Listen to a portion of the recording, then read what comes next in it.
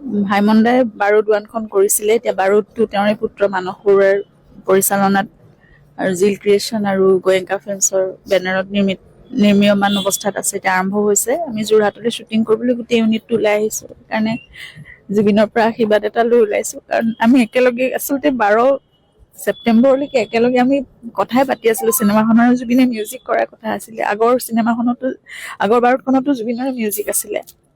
উজু অহা গানটো প্লেন কৰিছিলে 12 তাৰিখে।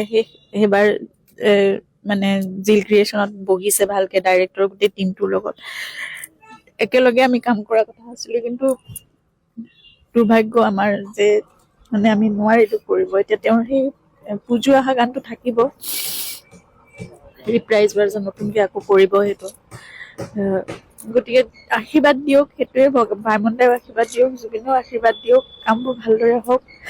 আৰু ন্যায় ব্যৱস্থাটোৰ কাৰণে আমি সকলোৱে লাগি আছো, সকলোৱে প্ৰাৰ্থনা কৰি আছো। কালি এটা ভাল সিদ্ধান্ত গৈছে, পৰহিও ভালেই গৈছে।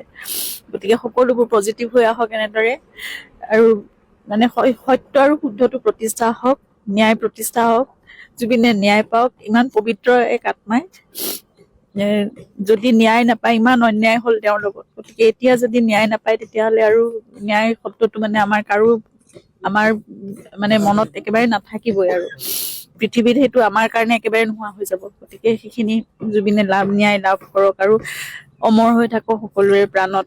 তেওঁৰ কামবোৰ অমৰ হৈ থাকক, তেওঁৰ বিশ্বাস আদৰ্শ সকলোবোৰ তেওঁ থাকি যাওক। আমাৰ প্ৰাণৰ এজন মানুহ, সকলোৰে অন্তৰত আশীৰ্বাদ আছে, প্ৰাৰ্থনা আছে। গতিকে সকলোৱে সেয়াই বিচাৰিছো, ন্যায় প্ৰতিষ্ঠা হওক, সত্য আৰু শুদ্ধ যিটো সেয়াই প্ৰতিষ্ঠা হওক, আৰু দোষীয়ে শাস্তি পাওক, চৰম শাস্তি পাওক।